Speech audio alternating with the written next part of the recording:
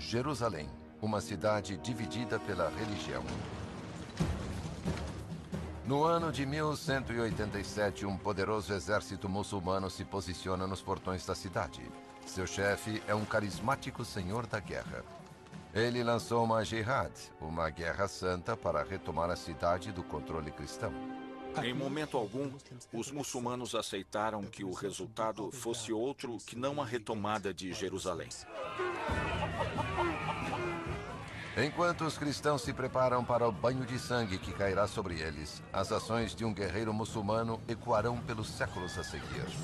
Um paladino islâmico se erguerá e influenciará as regras da guerra ao abrirmos os arquivos confidenciais de Salah al-Din Yusuf ibn Ayyub, Saladino.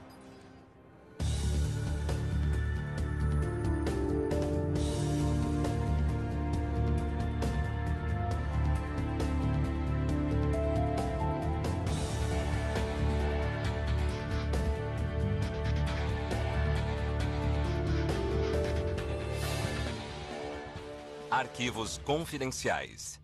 Saladino. Cairo, 1167. Um jovem nobre muçulmano está no Egito a serviço militar. Seu nome é Salah al-Din e foi enviado de Damasco, capital da Síria, para apoiar o fraco regime egípcio contra a ameaça dos cruzados europeus.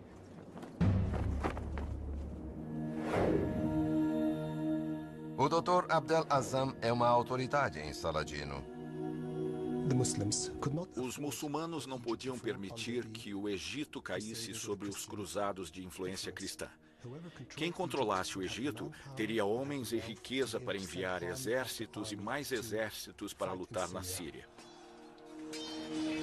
Quando o governante do Egito, o vizir, morre, Saladino age rapidamente para tomar o poder. A subida de Saladino ao poder foi meteórica. Eu diria que até o momento em que subitamente se torna vizir do Egito, Saladino era desconhecido. Nas 2 décadas seguintes, Saladino constrói um império com Damasco na Síria como sua capital, estendendo-se de Trípoli, no norte da África, até o Eufrates, no Oriente Médio, onde hoje é o Iraque. Mas ele não conta só com a espada para unificar os povos conquistados. Saladino era um homem de grande sinceridade em sua crença religiosa. Ele se destacava por sua compreensão, caridade, generosidade, paciência, empenho e coragem. Saladino, muçulmano suni devoto, constrói escolas religiosas chamadas madrasas por todo o seu império. Madrasas são fundamentalmente escolas de lei. A força da madrasa é ter criado um ponto de vista islâmico uniforme. Ela criou uma rede de trabalho social, criou grandes laços de amizade, de conhecimento, de troca de cartas. Há também não muçulmanos vivendo pacificamente sob o governo de Saladino, judeus e cristãos nascidos orientais. Mas há convidados indesejáveis também. Os cruzados da Europa ocupam Jerusalém e destacamentos avançados na Terra Santa. Carol Hillenbrand é professora emérita de estudos islâmicos na Universidade de Edimburgo. Jerusalém é considerada a terceira cidade mais santa no Islã, depois de Meca e Medina. E lá existem 2 monumentos sagrados: o Domo da Rocha e a Mesquita Aqsa. Mas Jerusalém é também sagrada para os cristãos como local da crucificação e ressurreição de Cristo. Os cruzados ocupavam a cidade desde 1099, mais de meio século depois que o Papa Urbano II ordenou que acabasse com 400 anos de ocupação muçulmana, matando indiscriminadamente muçulmanos, judeus e cristãos não católicos. Os muçulmanos foram pegos de surpresa. Eles não faziam ideia de quem era o inimigo, não entendiam a natureza do inimigo e não estavam em posição de reagir por causa da divisão. Até Saladino, não houvera uma resistência efetiva aos cruzados. Finalmente, a indignação começou a se espalhar a partir das escolas religiosas, as madrasas. A verdadeira reação ao que estava acontecendo e o que acontecera em Jerusalém surgiu dos estudiosos religiosos. Foram eles que muito cedo entenderam as implicações. Os cruzados estavam vindo para se estabelecer e criar seu reino no coração do mundo muçulmano. Tendo encontrado pouca oposição muçulmana, os cruzados criaram na Terra Santa o que chamam de Reino de Jerusalém. Entre as fileiras cristãs, existem duas ordens zelosas de monges guerreiros conhecidas como os Cavaleiros Templários e os Cavaleiros Hospitalários. Para Saladino, eles são o inimigo supremo. Os hospitalários e os templários eram impulsionados pela visão das cruzadas de não mostrar misericórdia em favor dos muçulmanos. E isso era um sentimento recíproco por parte de Saladino. Em 1187, Saladino tem apenas um objetivo. Sendo um político astuto e soldado, ele declara uma jihad para a recaptura de Jerusalém. Uma guerra santa que unirá os povos muçulmanos e exércitos de suas terras contra um inimigo comum.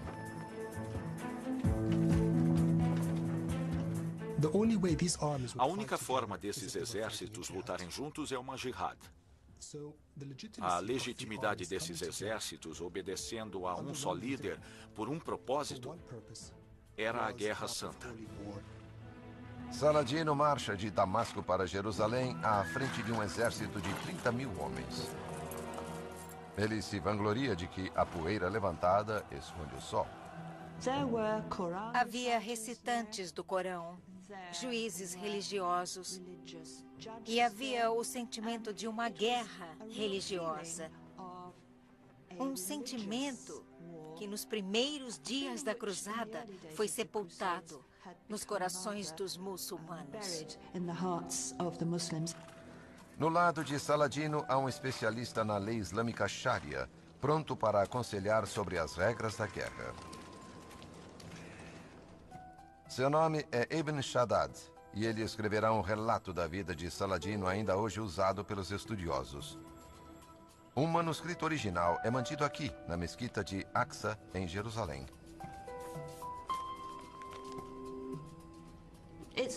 É muito incomum nos escritos medievais islâmicos haver biografias de pessoas famosas. Baha a-Ibn Shaddad era seu conselheiro religioso. É do relato de Shaddad que sabemos tanto sobre Saladino.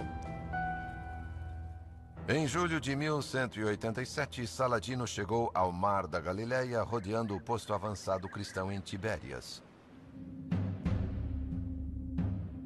Indo em sua direção, o exército cruzado sob o rei de Jerusalém, Guy de Lusignan.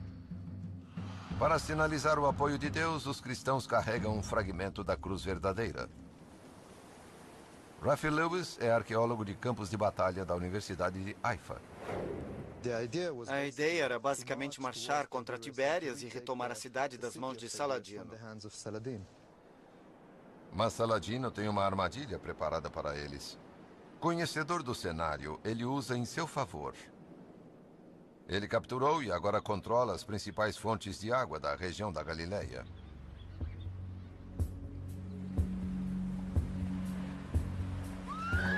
Sem água para homens a cavalo e constantemente pressionado pelos arqueiros de Saladino, o exército francônico, enlouquecido pela sede, avança para os remanescentes de uma cratera vulcânica conhecida por Cornos de Hattin. Os cruzados são impelidos para lá. Rafi acha que Saladino planeja usar o terreno para separar a infantaria cruzada de sua cavalaria. A infantaria está deixando o conjunto principal de cavaleiros para trás, subindo os cornos de Hattin, tentando encontrar refúgio nessa montanha e deixando a maior parte dos cavaleiros para ser massacrada pelos muçulmanos. Rafi acredita que uma característica dos cornos de Hattin teve um papel crucial na batalha, uma muralha de rochas intransponível para cavaleiros montados. Remanescentes da muralha ainda hoje podem ser vistos. Saladino empurrou os cavaleiros contra essa muralha, que não podia ser atravessada a cavalo. E basicamente, a 100 metros abaixo de nós, foi onde a carnificina aconteceu. Foi onde tudo terminou. Com os cavalos mortos ou feridos, os cavaleiros são uma presa fácil para os muçulmanos. A maestria estratégica de Saladino e seu conhecimento do terreno deram-lhe uma vitória total. O fragmento da cruz verdadeira é apreendido e são capturados Guy, o rei de Jerusalém, e um odioso cruzado chamado Renaud de Chatillon, um homem que Saladino havia jurado matar. Renaud Chatillon quebrara muitas tréguas e tinha atacado os muçulmanos quando havia trégua entre os dois acampamentos. Com os dois cativos trazidos à sua presença, o devoto Saladino age de acordo com os ensinamentos islâmicos. Para sua surpresa, Saladino estende sua hospitalidade a Guy, oferecendo-lhe um copo de água fresca. Depois que Guy tinha bebido, passou o copo de água a Renaud Chatillon. De acordo com a tradição muçulmana, uma oferta de hospitalidade é uma oferta de proteção. Saladino repreende Guy por passar o copo a Renaud. Sua primeira resposta a Guy foi que ele lhe ofereceu de beber. Não fora Saladino a oferecer seu cavalheirismo. Saladino desembainha a espada e fere Renaud profundamente no pescoço.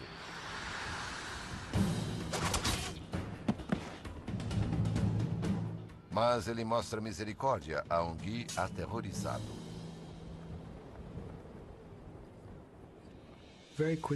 Rapidamente, Saladino o acalma, dizendo que reis não matam reis. Saladino tratou Guy com as honrarias devidas ao rei que ele era. 230 templários e hospitalários detestados são entregues a clérigos muçulmanos. Mais uma vez, Saladino age de acordo com as regras de guerra muçulmanas. Quando chegou a hora do tratamento de hospitalários e templários, ofereceram-lhes escolher, como era normal, aceitar o Islã ou morrer.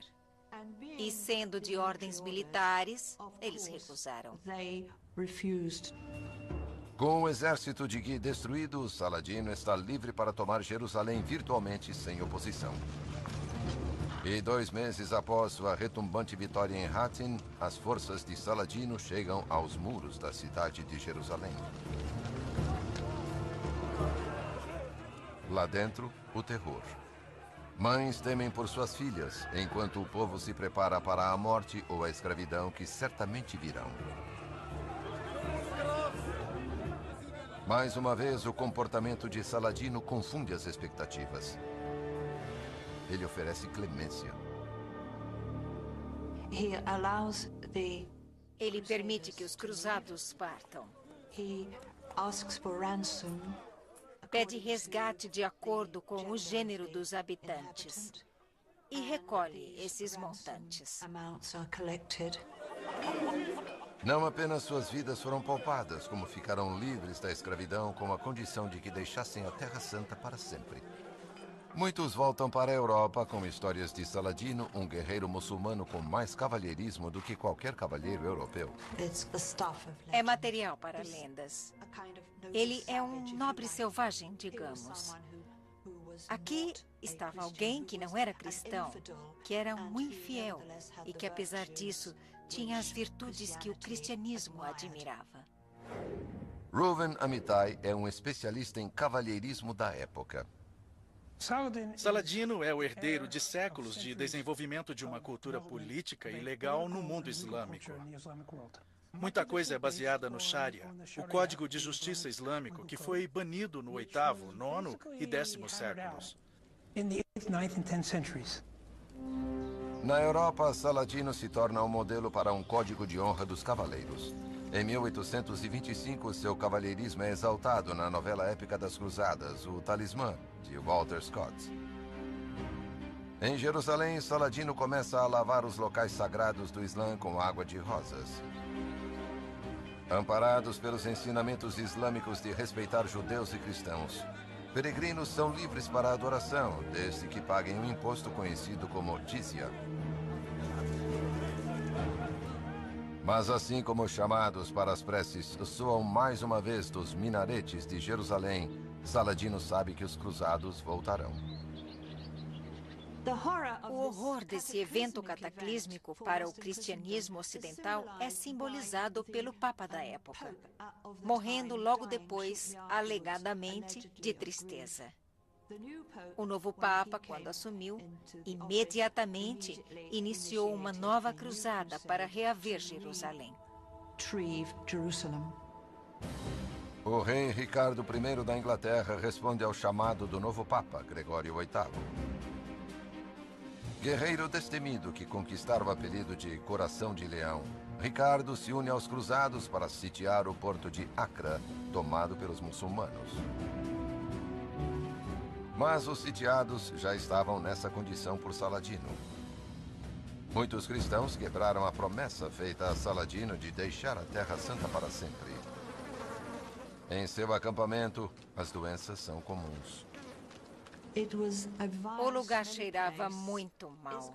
Estava claro que os cruzados não tinham os mesmos padrões de higiene dos muçulmanos. O próprio Ricardo cai doente. E novamente Saladino confunde os cristãos com sua caridade. Sabendo da doença de Ricardo, ele lhe envia frutas e água. Havia algo político por trás disso. Ele também estava enviando uma mensagem para os cristãos e os cruzados que vieram para a sua terra. Ele estava no controle da situação. Agora, o acampamento do rei Ricardo está cheio de histórias sobre o cavalheirismo de Saladino. Quando uma criança cristã é roubada por um grupo de muçulmanos buscando escravos, os cruzados dizem à mãe para apelar diretamente a Saladino pelo seu retorno seguro. E ela vai a Saladino. Ele ordena a procura do bebê, que é devolvido à sua mãe. Essas histórias não são lendas, são fatos históricos. É outro ato que alimentará a reputação de Saladino na Europa. Ele é retratado como um homem generoso, ou, positivamente falando, um homem de palavra. Mas o cavalheirismo de Saladino custou-lhe caro em Acre. Restabelecido, Ricardo leva novo ímpeto ao ataque dos cruzados, que acabou em 2 anos de sítio da fortaleza litorânea.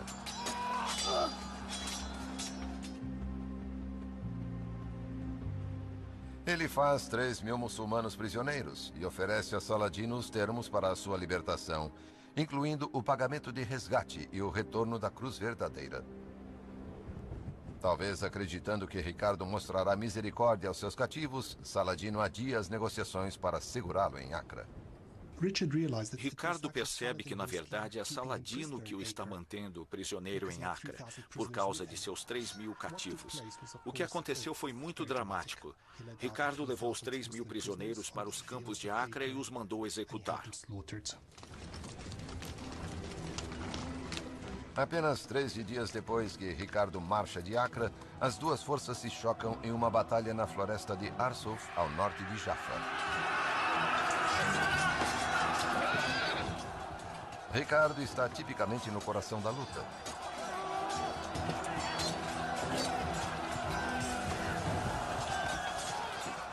Mas quando o cavalo do rei inglês é morto, o código de honra de Saladino ultrapassa seu desejo de aproveitar a vantagem. Apesar da atrocidade dos cruzados em Acre, Saladino envia a Ricardo não uma, mas 2 montarias em substituição. Uma ação que quase certamente o levou à derrota avassaladora.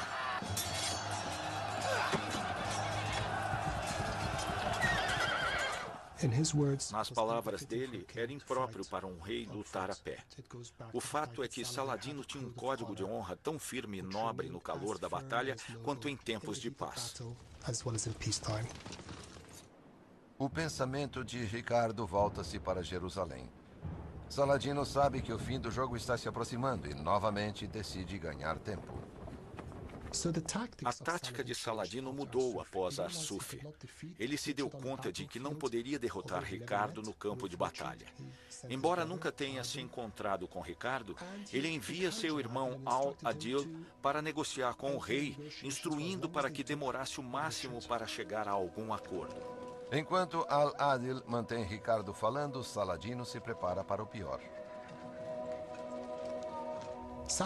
Saladino recuou para Jerusalém, cidade que ele fortificou, e começou um jogo de espera para ver como Ricardo reagiria.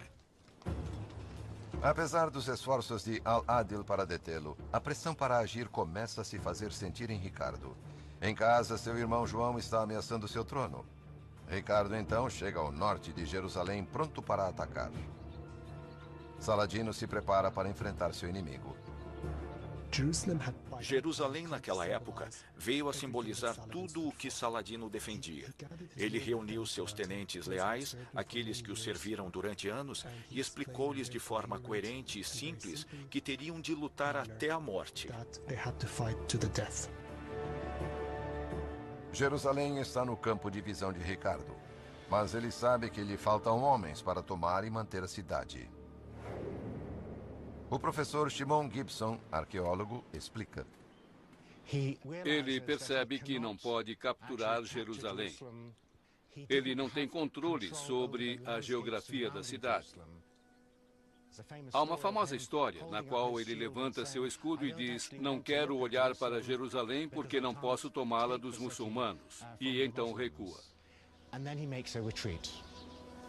Ricardo se dá conta de que precisa negociar uma trégua com Saladino por meio de Al-Adil. Os termos do Tratado de Jaffa, em 1192, são: a cruz verdadeira será devolvida aos cruzados. E peregrinos cristãos e muçulmanos poderão visitar Jerusalém para a adoração em seus santuários. Ricardo deixa a Terra Santa, voltando à Inglaterra muitos meses mais tarde, depois de uma jornada muito árdua. Abalado pelo conflito, Saladino se retira para Damasco, onde morre em março de 1193, renunciando ao derramamento de sangue. A conduta sobre Saladino, informada por sua fé islâmica, espalha-se por toda parte.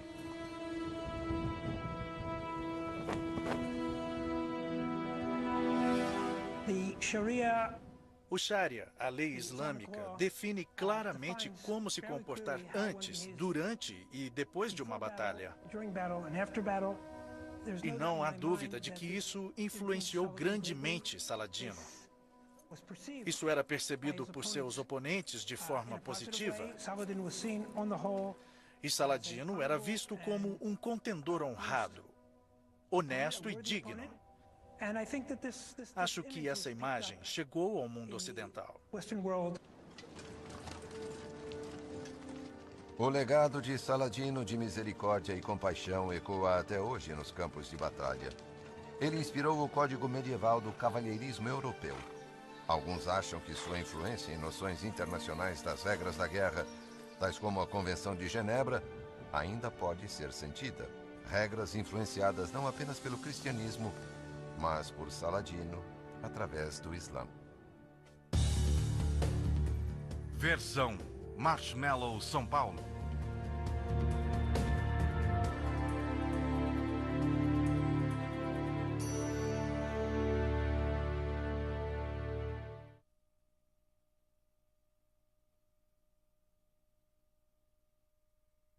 Dos europeus.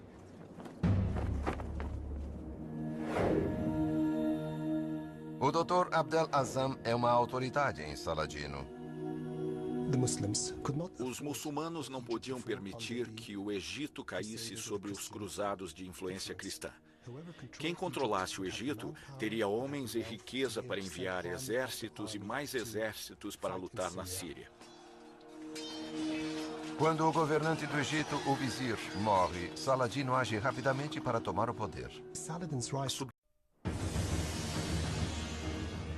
Jerusalém, uma cidade dividida pela religião. No ano de 1187, um poderoso exército muçulmano se posiciona nos portões da cidade. Seu chefe é um carismático senhor da guerra. Ele lançou uma jihad, uma guerra santa para retomar a cidade do controle cristão.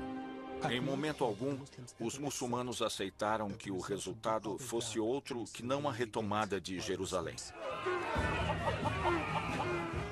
Enquanto os cristãos se preparam para o banho de sangue que cairá sobre eles, as ações de um guerreiro muçulmano ecoarão pelos séculos a seguir. Um paladino islâmico se erguerá e influenciará as regras da guerra ao abrirmos os arquivos confidenciais de Salah al-Din Yusuf ibn Ayyub, Saladino.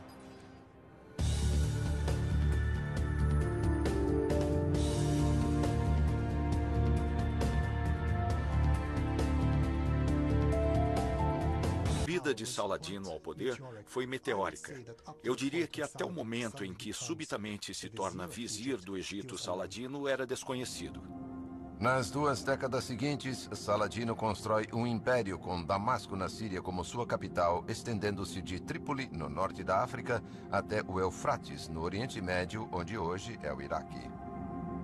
Mas ele não conta só com a espada para unificar os povos conquistados. Saladino era um homem de grande sinceridade em sua crença religiosa. Ele se destacava por sua...